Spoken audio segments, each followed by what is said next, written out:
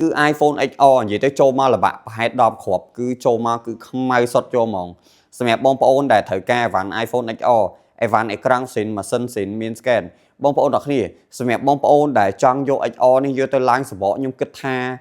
công ấy vậy bông bông đặc nè ván vô mouse as hấp hấp xịn xịn chứ bông bông đặc nè vô tới láng sờ bỏ viên lên xịn ấy xem mẹ iPhone XR này bông bông đặc nè mới tua chung với nhàนี้ iPhone XR វាចេញយូរឆ្នាំគ្រាន់បើហើយផិនភាកប៉ុណ្ណេះហើយសម្រាប់ពណ៌ខ្មៅខ្ញុំចាប់ទុកថាក្រាន់មែនតើ XR នេះ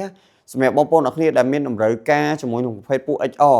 អាវ៉ាន់នេះគឺវាឡើងបានដល់ version 18បងប្អូនអ្នកគ្នាហើយអាវ៉ាន់នេះបងប្អូនអ្នកគ្នាខ្ញុំបញ្ជាក់អាវ៉ាន់អេក្រង់សិនម៉ាស៊ីនសិនមាន scan ដំណើរការល្អខ្លាំងមែនតើសម្រាប់ XR នេះជាប្រភេទពួកអាវ៉ាន់កម្រនិយាយទៅពិបាករកខ្លាំងមែនតើ